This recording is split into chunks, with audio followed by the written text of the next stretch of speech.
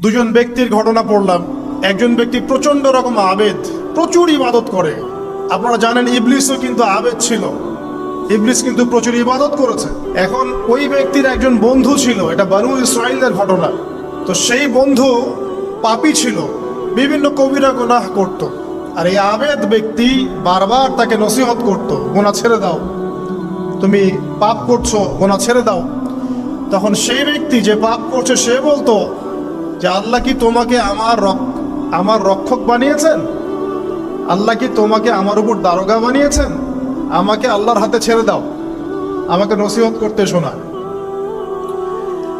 একদিন এই আবেদ ব্যক্তি তার বন্ধুকে একটা জঘন্য পাপ করতে দেখলো, এমন একটা পাপ যেটা দেখে তার মনে ধারণা আসলো এটা চরম জঘন্য একটা কাজ। তখন সে মুখ ফসকে বলে ফেললো যে আল্লাহ তোকে আর মাফ করবে না, আল্লাহ তোকে জান্নাত দিবে না। আল্লাহ রাব্বুল আলামিন মালাকুল মউতকে এই দুজনের কাছে পাঠালেন, দুজনের রূহকে কবজ করা হলো। এবার আল্লাহ পাক তার সামনে তাদেরকে উপস্থাপন করে বললেন যে তোমাকে আমার রহমত সম্পর্কে কে গ্যারান্টি দিয়েছে যে আমি কাউকে রহমত করব কি করব না? যাও, আমি তোমাকে জাহান্নামে পাঠালাম, ওই ব্যক্তি যে আমার রহমত প্রত্যাশা করেছে আমি তাকে জান্নাত দিয়ে দিলাম। দেখুন, এই হাদিসটা শুনলে মনে হয় বাহ্যিক হয়তোবা মুখের একটা কথার কারণেই সে জাহান্নামে চলে গেল। আসলে বিষয়টা এমন নয়। বিষয়টা আমি আপনাকে বোঝাচ্ছি। বিষয়টা হচ্ছে ইবলিসের মতো। ইবলিস কিন্তু শুধু মন থেকেই বলেনি যে খলাকতানি মিন নার ওয়া খলাকতাহু মিন তিন, আমি কেন তাকে সাজদা করব আদমকে? আদম তো মাটির তৈরি আর আমি তো আগুনের তৈরি। এটা ইবলিসের শুধু মৌখিক স্টেটমেন্ট ছিল না, কারণ কি ছিল? আবা ওয়াস্তাকবারা, সে উদ্ধত হয়েছিল, অহংকার প্রদর্শন করেছিল। ভিতর থেকে ইন্টারনালি সে অহংকারী ছিল, সে আন্ডার এস্টিমেট করে কথাটা বলেছে, শুধু মৌখিকভাবে বলে নাই। কিন্তু ঠিক এই ব্যক্তির ঘটনা এমনই, সে মন থেকে অহংকারী হয়ে উঠেছিল, যদিও বা সে আবেদ ছিল। এখানে আমরা যারা প্র্যাকটিসিং মুসলিম হওয়ার চেষ্টা করছি, আমাদের জন্য এখানে নিদর্শন আছে। অচত নামাজ পড়েই ভেবে বসবেন না যে অনেক কিছু করে ফেলছে। এক চিল্লা দিয়ে মনে করে ফেলবেন না যে দিনের জন্য অনেক কিছু করে ফেলছে। একটা হজ করেছেন, ওমরা করেছেন, সিয়াম রেখেছেন, দিনের জন্য দান সদকা করেছেন, একটা মাদ্রাসা মসজিদ করেছেন, ভেবে বসবেন না আপনি সব অনেক কিছু করে ফেলেছেন এবং অন্যরা সব ককরোচ তেলা পোকা, ওরা জাহান্নামে যাবে এমনটা মনে করবেন। জানি না আমরা যে কার আমলের কতটুকু আল্লাহর কাছে কবুল হচ্ছে। তো এখানে এই ব্যক্তির সমস্যা ছিল এই, সে নিজের আমলটাকে অনেক ভারী মনে করছিল এবং সে স্টেটমেন্ট দিয়ে ফেললো যে তোকে আল্লাহ পাক মাফ করবে না। এই একটা কথা মন থেকে বলার কারণে তার ইহকাল পরকাল দুটা বরবাদ হয়ে গেল, সে জাহান্নামে চলে গেল। ঠিক আরেক ব্যক্তির ঘটনা আছে এমন, এগুলো সবগুলো রেফারেন্স আছে। এক ব্যক্তি প্রচুর ইবাদত করত, আল্লাহ পাক তার ইবাদত করার জন্যে পাহাড়ের চূড়ায় একটা সুন্দর ব্যবস্থাও করে দিয়েছিলেন। সেখানে ডালিম গাছ হতো, ঝর্ণা আসতো, খাবারের কোনো অভাব নাই। হাদিসে এসেছে 500 বছর সে ইবাদত করেছে। কত বছর?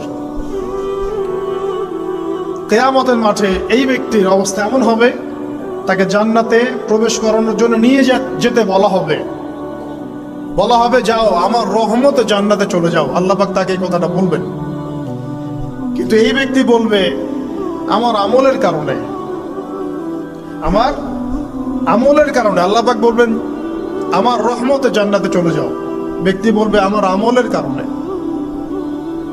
আল্লাহ রাব্বুল আলামিন তখন তাকে দেওয়া সমস্ত নেয়ামতগুলোকে এক পাল্লায় করবেন আর তার সমস্ত আমলকে আরেক পাল্লায় করবেন।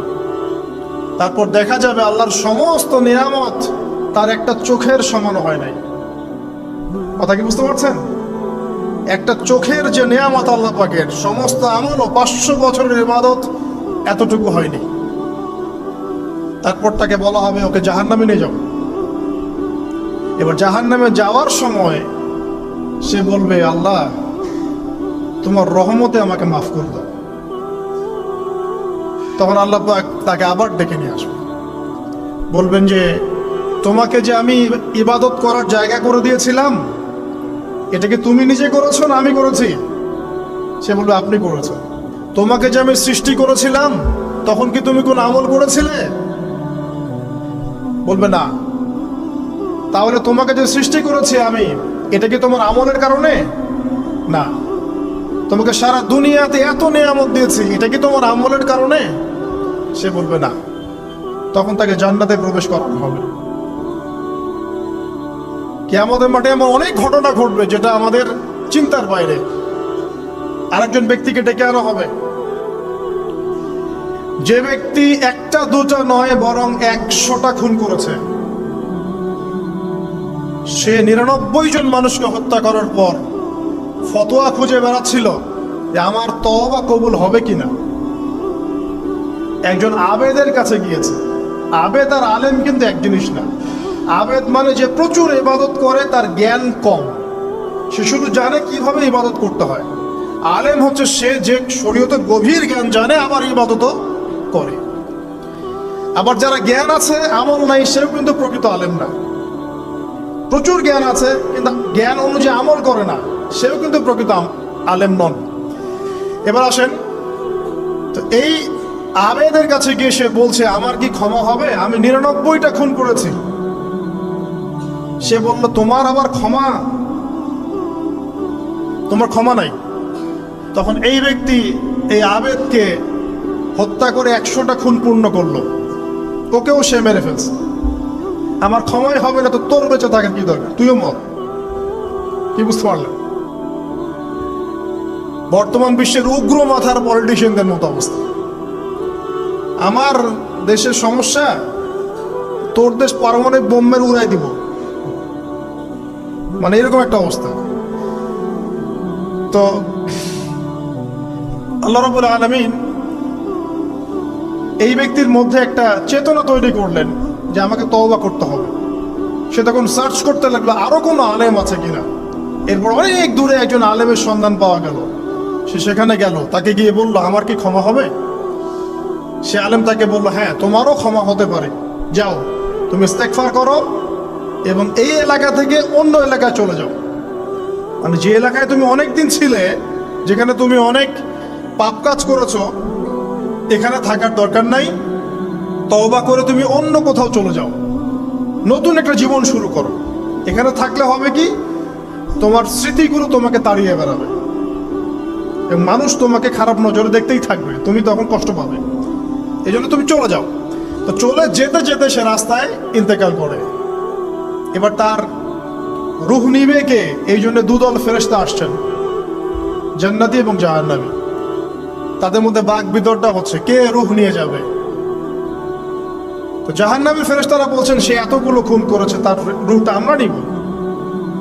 আর জান্নাতি ফেরেশতারা বলছেন না, সে তওবা করতে এসেছিল, অতএব সে আল্লাহর অভিমুখী হয়েছে, তার রূহটা আমরা নিব। আল্লাহ পাক এখানে একটা কৌশল করলেন।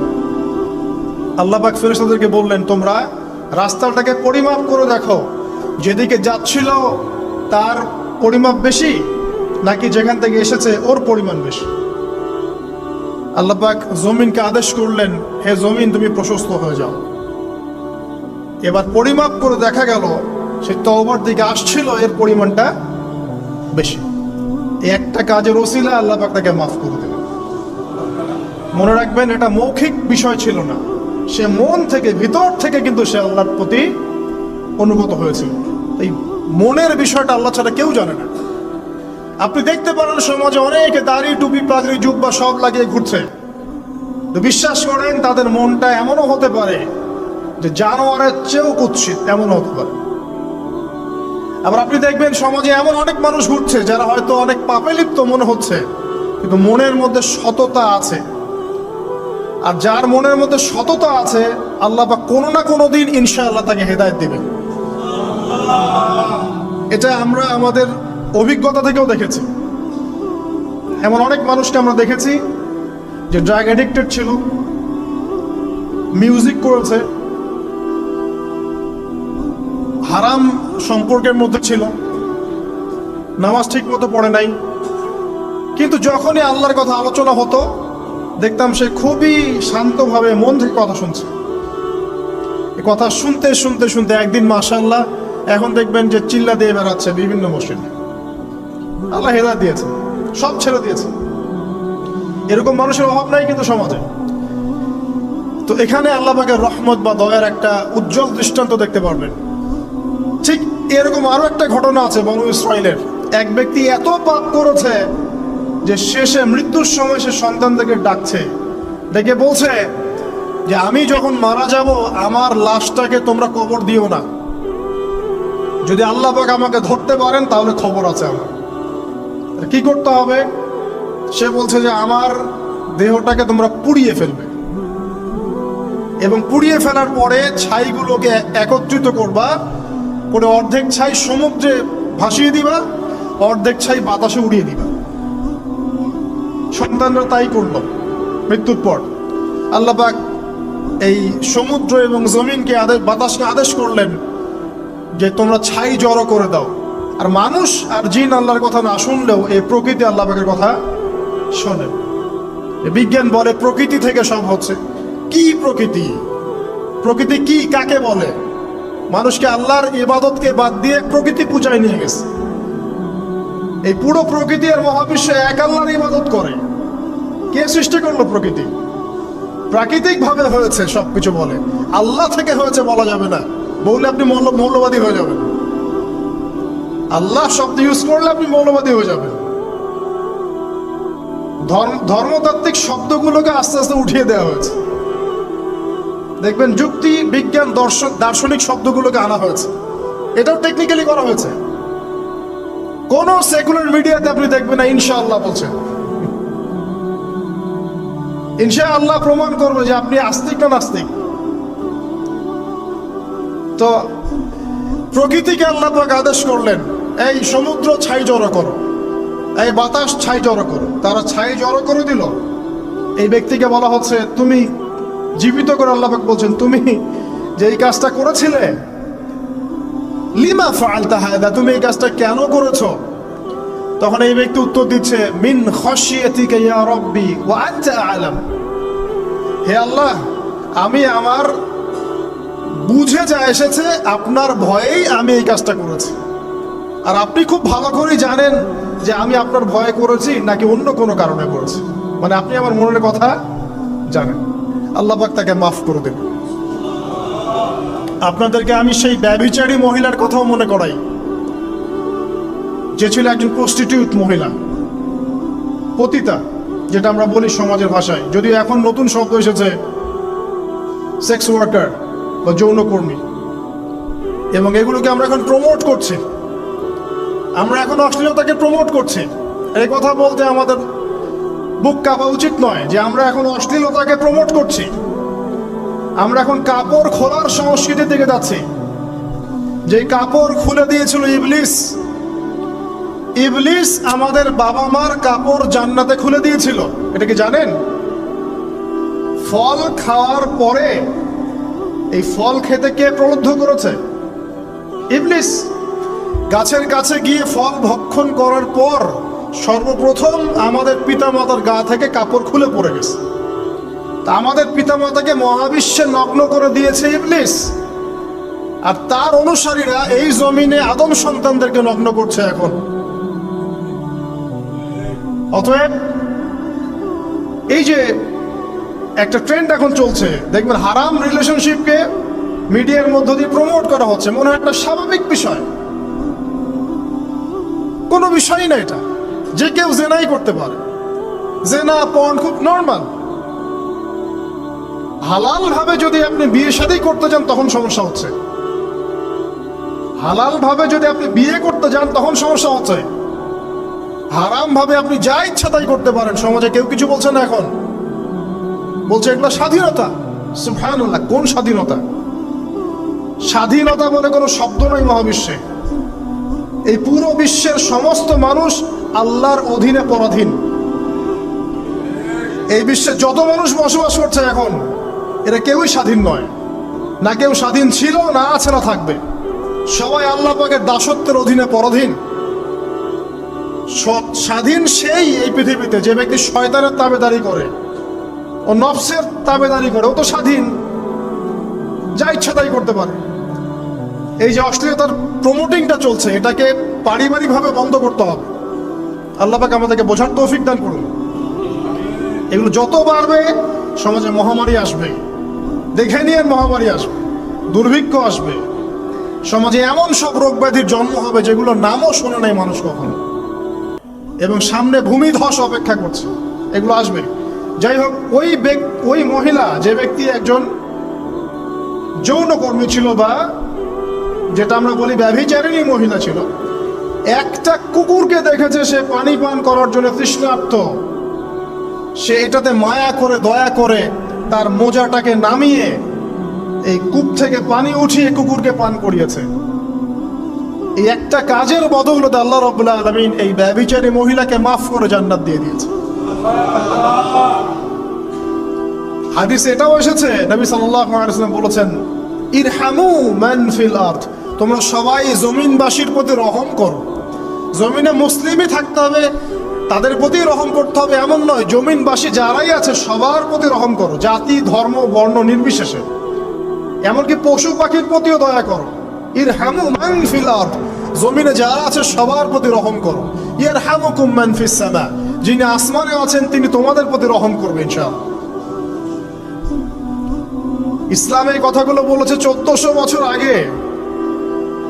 আজকের এই বিশ্বের সো-কল্ড এই মডার্ন বিশ্বে, যেখানে মানুষের রক্তের কোনো দাম নাই, সেখানে ইসলাম পশু পাখির অধিকার নিয়ে কথা বলেছে 1400 বছর আগে। কাদেরকে কি শেখাতে আসেন? কোরআন এবং সুন্নাহর বাইরে অভ্রান্ত সত্যের কোনো উৎস আছে? এখানে যা আছে তাই চূড়ান্ত। মানতে চাইলে মানেন, না মানতে চাইলে জাহান্নামে যান, কেউ তো বাধ্য করছে না।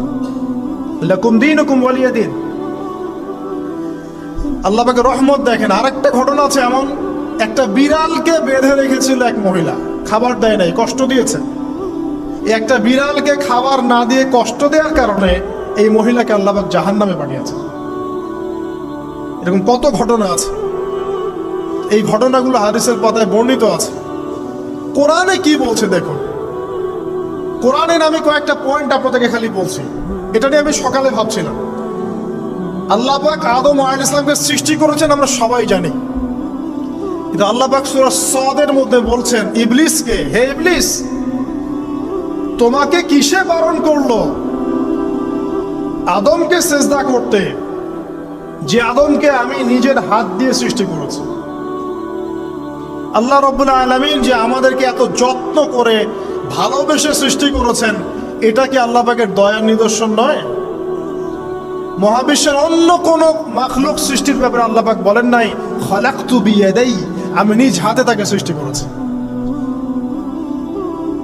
শুধু সৃষ্টি নয়, সৃষ্টি করার পর আল্লাহ পাক তাকে সমস্ত নাম শিক্ষা দিয়েছেন। এই যে জ্ঞান শিক্ষা দেওয়া, জ্ঞান, এটা আল্লাহ পাকের সবচেয়ে বড় নিদর্শনগুলোর মধ্যে অন্যতম।